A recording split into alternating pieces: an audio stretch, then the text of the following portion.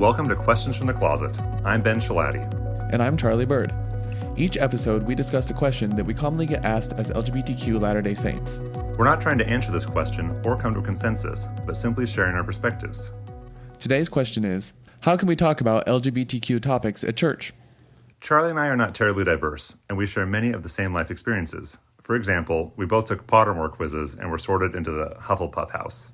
However, there are some pretty big differences. For example, Ben is proud of being a Hufflepuff, and I am completely ashamed of it. So I was actually ashamed too. I took the quiz 3 times because I did not want to be Hufflepuff, but then I finally just leaned into it.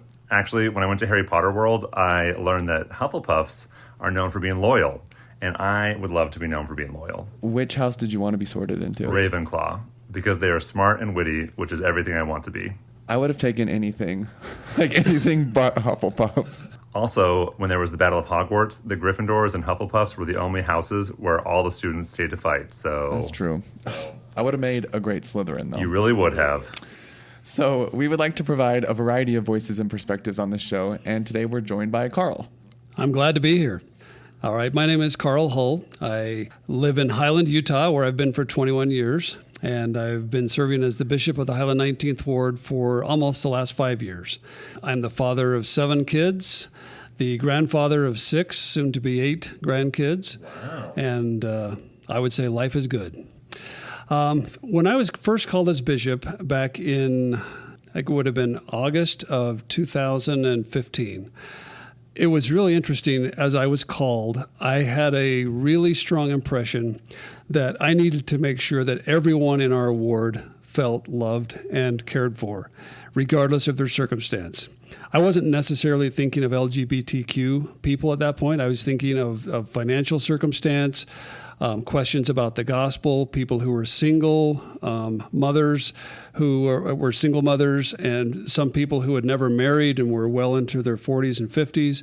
I was thinking about all of those people and thinking, how can we create a ward where everyone feels like they belong here, like there's a place for them. So nobody goes home on Sunday feeling unfulfilled or unwanted. Mm-hmm. And so that was kind of a feeling I had at the very beginning. And I had been serving probably about 4 or 5 months when I started to feel like we need to have a discussion as a ward about the LGBTQ community. I think that's probably... Well, that was probably on my mind because as in a previous calling, I was the young men's president, and I had 2 young men that I served with, or that were in the priest quorum when I was young men's president, that served missions, came home, and then came out as gay, and then subsequently left the church. And that was really surprising to me. I had no clue, no inclination before, and then it started me to thinking, did I do something or say something that made them feel unwanted or uncomfortable? And I started to think, if I had 2 when I was young men's president, there's probably 2 or 3 or 4 of my young men right now who may be having those same exact questions. And there may be others in the ward that I'm not even thinking about. And so I started to think, we need to have this discussion in the ward. So we had a discussion in the bishopric meeting. I brought it up, and the bishopric was fairly open to the idea. Few reservations. They were. I had comments of, I think this would be a good thing, and others like, you're going to open up a can of worms with this. So we had a little bit of a discussion, but we came to a conclusion as a bishopric that we should move forward with this. And then we opened up the idea to the ward council, which really created a lively debate. There were members of the ward council, some who said, this is a huge mistake. This is not what we're supposed to be doing as a ward council. This is not the direction we should be going, and we're just going to have a problem with this. Other members were very open to it. In fact, one of them said, it's about time we had this discussion. So we had the full gamut of discussion. And then, so we took everyone's input in. We met as a bishopric again, and we decided we're going to do this. What was that like for you when you saw that some people were like, yes, this needs to happen. This is definitely something we should do. And then others were like, no, I really don't think this is a good idea. How did you respond to that? My first thought was, no matter what I do now, I'm going to offend somebody. And I knew we had kind of gone past the point of no return, because if we at that point had stopped it, there were people that were going to be offended. There were other people that if we kept going forward were going to be offended. And so we had created a problem. There was no way to win. And so we discussed it, and then I this was probably about in January or February, and I didn't feel prepared at all to have this discussion with my ward yet. So I felt like I need to prepare. I need to do a lot more research and understanding of this topic before I stand up in front of our entire ward, all the adults in the ward, and have a discussion like this. And so I started to prepare, and I started reading blogs and understanding as much as I could. And that's where I actually ran into your blog. That's my daughter-in-law. She pointed it out to me. She said, "Hey, I knew this guy my freshman year of college. He was many moons ago. He was a sixth-year senior or something." I was a master's student. Oh, okay. Always in school. A professional student. So I started reading the blogs, and then I also went and started visiting families where one of their children had come out as gay, and I talked to them about, what was it like, how hard was it, what were the emotional challenges that they went through, or what were some of their fears, and what was life like growing up for them. And I just started learning a lot. I learned just so much about the emotional damage and the trauma that people had gone through, and then I just devoured everything I could on LDS.org. Well, it was called LDS.org back then, Church of Jesus Christ.org now, which is now called MormonandGay.org. And I don't know if have they changed the name of that yet? They have. Now it's under a special topic section. Oh, okay. But I read everything on there because my first thought was I don't want to be teaching anything against church doctrine. I want to be completely correct. But I also knew that Christ-like behavior was in line with church doctrine, and Christ-like behavior did not include excluding people. And so I had to figure out, how do we find the middle ground here where we can teach true and correct doctrine and show and exhibit Christ-like behavior to every member of our ward, even those who experience LGBTQ experiences. So that's kind of where things got rolling. Can I ask how long ago this was? This was in 2016, so it was about 4 years. About 4 years ago now. So I'd only been a bishop for about 6 months at this point. I was still green and inexperienced, and I'm sure a lot of my members were looking at me as a very green and inexperienced bishop. I'm just really impressed that you pushed forward with this prompting that you had. About half the time I get invited to speak in a ward, I get uninvited because someone feels uncomfortable or they raise concerns and they say, "Actually, Ben, we're not going to have you come." So it takes a lot of courage to go forward with something like this. Well, I think one of the things that really helped is I really loved those two young men. I still do love those two young men. And, they're not young men anymore. They're both in their mid-30s. But I loved them, and I loved their families. And I thought, if I can do anything to help their families feel like they are still a part of our ward and they're loved, and if I can help those two friends of mine, those two men, understand that they're still loved and that there's not any part of them that's rejected by me, that's worth it. And so that kept me going. I started thinking about, okay, we're going to teach the church doctrine and we're going to be very doctrinal oriented. And then it's kind of switched to we're going to be very Christ-like, love oriented. And then it just evolved over time to we really need to understand and really understand at a deep level what people are feeling, what they're going through. Because I felt like once we understand, then all of a sudden, all of the fears we have of homosexuals and homosexual behavior, they just melt away. And I would say that a few years ago, maybe 10 years ago or so, if someone had said, "Hey, I want to come bring my gay friend to your house," I would have been really nervous. Like, oh my gosh, what's the agenda here? Why do we have a gay person in the house? And because I was fearful, I did not know what what to think. And once I got to know people, it's like the fears were gone. It's like, there's nothing to be scared of here. These are just wonderful, good people, like all the other wonderful, good people that you have. And they carry something with them that's different than you, which is in many cases, when you try to reconcile what they carry with church doctrine, that's not an easy thing to carry.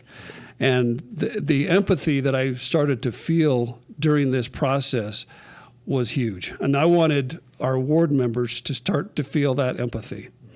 Something you said made me think of something that President Ballard said when he came to BYU. I was actually there for this devotional, and it was like a Q&A format, and he said, we need to listen to and understand what our LGBT brothers and sisters are feeling and experiencing. Certainly, we must do better than we've done in the past so that all members feel they have a spiritual home where their brothers and sisters love them and where they have a place to worship and serve the Lord. Well, what I found as I started really diving into what the brethren have been saying about LGBTQ topics was that they were way ahead of me. I was surprised how many statements and how many commentaries from the apostles I found that were way more open to opening our arms and our chapel doors and our homes to members of this community than I had thought. And I was surprised that I was behind a little bit in my thinking, because I remember specifically Elder Christofferson, Elder Oakes, Elder Holland, and Elder Cook. I ran across quotes from all of them talking about this issue and how we should be at the forefront of showing love and understanding, not at the back, pointing fingers and making people feel uncomfortable. You know, similar to you, whenever I am asked to share a Fifth Sunday lesson or a fireside, I try to share stories that let people get to know me and my experience. But I also purposely share stories of ways that my straight family and friends have helped me, so that I can give models of how to support and love LGBTQ people. Like you said, when you really get to know someone, you can't have prejudice against them. You can't hate them. If you really know someone, your heart changes. That is for sure. When I was preparing my presentation for the ward, I'd put together the PowerPoint presentation. I had rehearsed it a few times, and this was about a month before I was going to give it. During that time, I had a name and a face of someone I had worked with come to me. I was sitting at my kitchen table, and his name and face came right to me. He was a gay person I'd worked with in my very first job out of college, and I remembered some of the things that I had said about him to some of my coworkers and some of the things that we had done, not with him around, but when he was not around, some of the things that we had said and done. For example, I was in a purchasing office, and one time he came down to create a purchase order, and once he left, one of my coworkers said, "You know he's gay, right?" And I said, "What? He's gay?" And so, half in jest, half in seriousness, we went to the janitor's closet and got some disinfectant and cleaned the whole area where he had been sitting. And I look back at that and I thought, oh my heavens, what an embarrassment I was to myself. And as I was sitting there preparing my talk or my presentation, it occurred to me, how can you go and make a presentation like this until you've tracked down this person and made it right with them? So I hadn't worked with this guy for over 20 years. And through social media, I was able to track him down. And I reached out to him and said, "Hey, my name is Carl Hull. We used to work together a long, long time ago. Not sure if you remember me." And he responded back, said, "Yeah, I think I remember you." We were never really close at all. And I said, "Are you still in the area?" And he said, "Yeah, I'm still in the area." I said, "Would you be willing to meet with me?" And he said, "Yeah." Okay. And so we met together at a Starbucks coffee house. I bought him a cappuccino, first time I've ever bought a cappuccino in my life. And I bought me a hot chocolate, and we sat down, and I said, "You probably are wondering why I wanted to meet with you." And he said, "Yeah, I kind of did." And so I told him a little bit about my experience, and I said, "I'm here to ask for your forgiveness, because there was a time, a few times, 20 plus years ago, when I treated you very poorly. And I said things about you because I didn't know you and I didn't understand your situation, and I thought you were an evil person. And I'm here to apologize to you and ask for your forgiveness. And he teared up, immediately forgave me without any hesitation. And I thought we were done. I thought we were done with our conversation. And he said, would you like to hear my story? And I said, sure, I'd love to hear your story. And he opened up for the next 45 minutes to an hour and told me his story. He talked about, he grew up somewhere very similar to, I think it was the Cottonwood Heights area of Salt Lake City, and was a very good member of the church, and started feeling that he had these feelings as an early teenager and wasn't sure what to do with them. And this would have been back in the probably late 70s, early 80s, when it was just really a taboo topic. And talked about how much he hated himself and how much he hated his life. And he talked about the times that he was suicidal and how he felt like if he served a good mission, it would go away. And if he was a good young man, it would go away. And just everything he tried, nothing would make it go away. And he finally just came to grips with who he was, and then didn't see a place for himself in the church, which I can understand, because I don't think there really was much of a place for him there. As church members, I think we've gotten a lot better, and we can still get better, but I think he just didn't see a place for himself, and so he left. So as he unfolded his whole story that I had never known, I didn't know that he was ever even a member of the church. And I found out he had served a mission and served in a bishopric and all these things that he had done. I was just flabbergasted, and realized that, boy, once you start hearing people's stories and they become people, then it's a lot easier to love them and not to be fearful of them. Carl, I'm noticing this theme of wanting to hear people's stories and learning from those stories, and this desire that you had to share the things you were learning by hearing LGBTQ stories with the people in your ward. And I'm just really grateful for the people who have allowed me to share my story in a church setting. I remember I moved to a new ward in Tucson, Arizona, and I had been asked to give a talk, and I asked the bishop beforehand if I could come out in my talk because it was relevant to the message I wanted to share. And I remember him saying, I don't see why that would be a problem. So I came out in my talk, and I was brand new to the ward. I'd only been there for a couple of weeks. And after my talk, about 6 people came up to introduce themselves and to thank me for being so open and honest, and to welcome me into the ward. And I immediately knew that was a place where I could belong. And I didn't do it all the time, but when it came up organically, I would mention being gay in comments or in lessons, and people were really welcoming and kind. And I found that I was really able to be myself in that ward because I didn't have to hide this part of me.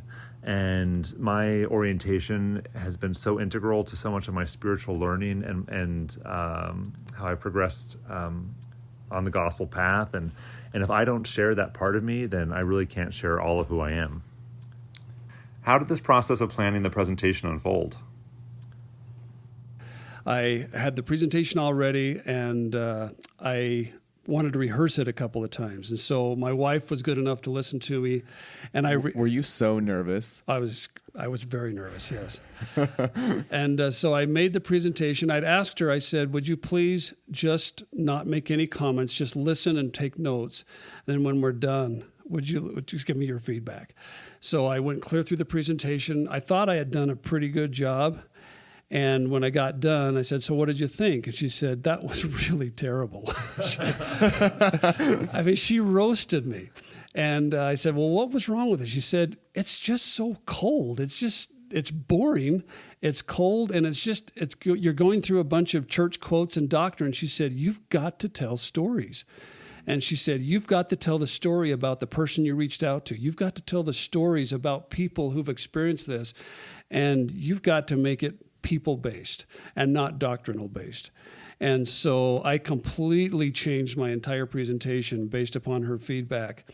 And we during the third hour, back when we had a third hour, we made the presentation, and it was a series of stories.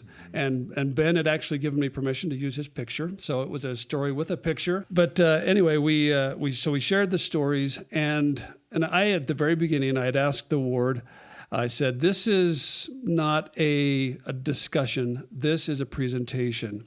And I'd asked him to just sit back and listen and try to feel the Holy Ghost. And my wife and all of my married kids, and I think even my single kids too, they all fasted for me. And so we approached this meeting fasting for help. And by the time I stood up, I was already feeling the Spirit really strongly.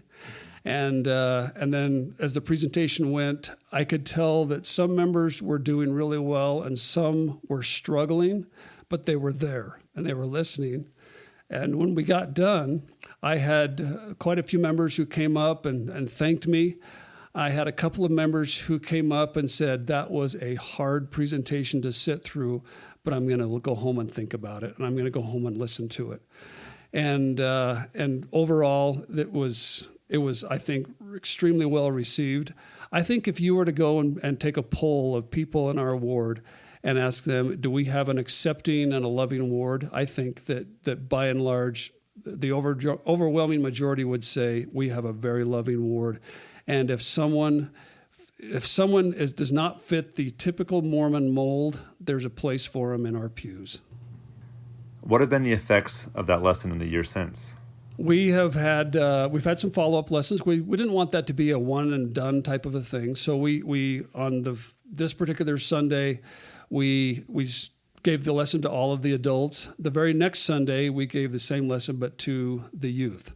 And we wanted the adults to know we're going to be having the same discussion with the youth, and they need to understand where we stand on it.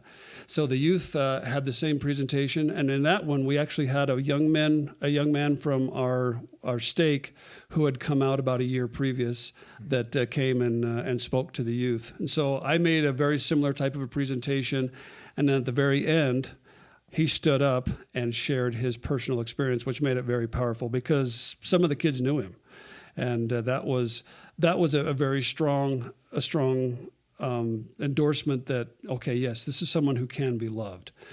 And so we had that, and then we've had a series of discussions as a ward since that time. We've talked about how should we handle people who have serious doubts and questions about the church. How should we handle people who don't fit in because their marital status is different than ours, or they never have had that opportunity? And so we've tried to address difficult topics throughout the entire time. And then whenever we talk about a difficult topic, we always refer back to this one. And I think people realize, okay, that was a good experience. We actually had some good results from that.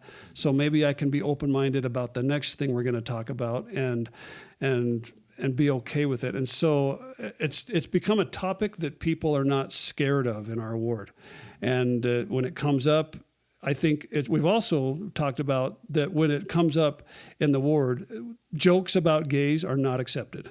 And comments that are derogatory are just not accepted anywhere in any class in our ward. And we hope it stays that way forever. As you've been talking, I keep thinking about these two original young men that you talked about. And a piece of advice that I'd often give to people is, I have a lot of seminary teachers or gospel doctrine teachers reach out to me and ask how they can make their classes more friendly towards the LGBTQ community. And a piece of advice I give is treat every lesson as if there's an LGBTQ individual in the room, because most likely there is. And I don't know, it's so incredible to hear the story and imagine myself 10 or 15 years ago in this ward in a youth group and having that sort of resource and realizing that so often I feel like there's so many, like my church experience growing up has been so beautiful and my testimony is very strong, but it's also so coupled with derogatory comments or so many like little daggers that say, we love you, but you're not welcome here. And it's always coupled by this, I don't know if I actually belong here. Or for years I felt like if people knew who I was or this side of me, that they wouldn't accept me. I wouldn't be welcomed. I wouldn't be asked to say a prayer or be sent on a ministering assignment. Just so many little things. And I'm so happy for your ward and for anyone in that ward who is LGBTQ, because they never have to feel that again. And they can go and sit on the pew and feel comfortable with who they are and have a place where they can worship and connect with God and feel the power of Jesus Christ without worrying if they're safe there. And that's so beautiful. Well, that's exactly what we're trying to create. I don't know if we're perfect, but I think we're doing a pretty good job. Another thing I'll add is I think a lot of people are hesitant to ask questions or to bring this up because they don't want to say the wrong thing. And I'm really impressed by the way you went and talked to different individuals and tried to learn stories. And I don't think anybody has ever said the wrong thing to me when they come at it with an attitude of, I want to understand and I want to be able to love you. I believe that as well. And since that presentation, I had 2 or 3 members that came in and talked to me about their personal experiences. And we've had several comments from members of the ward over the last few years that point back to that conversation. Boy, I'll never forget the spirit that was in that meeting, or I'll never forget what I learned in that meeting, or I'll never forget how my thinking started to change because of that meeting. So I think that we all took another step toward Christ. I really do, because I don't think Christ rejects. I think Christ is always encouraging and always loving. And I guess the other thing I learned from that experience is that as a bishop, I want to make sure that anytime anyone leaves my office, they feel an increased level of hope, and not a downer or, oh man, now I'm really in trouble. Now I've got this problem. I want them to leave the office feeling like, wow, I can do this. I can get through this, and I can. And if I can help, then I think that's what the Savior would do, is he would always give someone a reason to hope. And I want everyone in my ward to have that reason for hope, regardless of what their situation is. And what I've often told members of our ward is the people in our ward who don't have serious challenges and problems in their lives are the people you really haven't gotten to know very well yet. Everyone is carrying some type of a burden. And some of those burdens are silent, and some of them are kind of out in the open. But the silent burdens are the ones that where people are suffering and you don't know it. And we need to do all we can to let those people know that they can open up and they can share their burdens, and they're going to find acceptance and love in our ward. I just really want to share the story about how Carl and I met really quick. So as he was planning this lesson for his ward, he told all of his family that he was going to do this, and one of his daughters-in-law is a good friend of mine from BYU from like 10 years ago. And so she mentioned my blog, which Carl read some of, and then he reached out to me through email. So he and I emailed back and forth, and I gave him some ideas about the lesson, and then afterwards he told me how it had gone. And I was living in Arizona at the time. He said, Ben, if you're ever up in Utah, we'd love to have you over for dinner. So a couple months later, I was actually in Utah, and so I emailed him. I said, hey, I'm in Utah, if that dinner invitation still stands. And as I was driving to your house, I thought, what am I doing? I don't know these people. I was like, well, at the very least, it'll be a good story to tell. And so I rang the doorbell, and then when you opened the door, I was going to shake your hand, and you just said, in this house, we hug our heroes. And you gave me a hug, and I just knew that I was going to be welcomed and loved there. And we talked all about these stories that you're sharing, and I just felt so much hope that someone like you, who didn't really have a strong connection to the LGBTQ world, had felt a prompting from the Holy Ghost to do something and then did it. And you acted on it, and it wasn't the easiest thing to do. It took a lot of work, and you helped a lot of people. And I have no doubt that there are Carls all over the church who are receiving promptings and having the courage to act on them. I agree. I think I was probably started in my quest for this by my stake president. One quick story about a stake president. So if there's any stake presidents listening to this, my stake president, he invited the entire stake PEC and all of the bishops and all of the stake auxiliary organizational leaders to come to a meeting, and the topic was same-sex attraction. And so, and he didn't tell us anything about who was going to be speaking. And so we all go to the meeting, and there's a guest speaker there who we all expected is probably, some very renowned therapist and really knows the topic well and can really help out. And so after the opening song and prayer and the short introduction, Joseph Stith stands up. And he starts out and says, "Hello, my name is Brother Joseph Stith. I was a former bishop, and I'm gay." And we were all just stunned. We all stood back in our seats like, we're being taught here by a gay man, and our stake president's okay with it. Mm-hmm. And that was one of the first eye-opening experiences that I had. So our stake president really, really cut the ice for all of our bishops and all of the members of the stake PEC to start reframing how we think about this topic. Mm-hmm. And that was a huge step. A good leader can really get this conversation started in a big way. Yeah. So I know in our stake, several wards have had this exact same conversation. It's not a topic that's taboo. We can talk about it at stake meetings and in ward meetings. It's okay to talk about. And I think for the most part, every member of the LGBTQ community in our stake knows that if they want to be a part of us, then there is a place for them and they are loved. I think they also know if they don't want that, they're still loved. Mm-hmm. They don't have to be active and involved with us in order to be loved. They are just loved because they're part of God's family and we're all part of that. And that's how we look at it. I mean, we want them to feel like there's a place for them, and that we hope that being around us will help them want to stay involved in the gospel and involved in the church, but that's not the basis of our caring about them. We care about them no matter what, mm-hmm. and they're loved no matter what.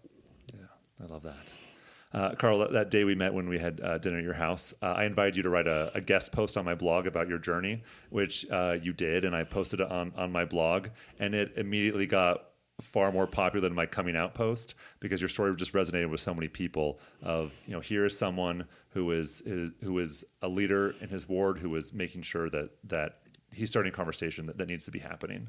And we can put that blog post in the show notes. All right. Yeah. Well, thanks for having me. It was, I really do.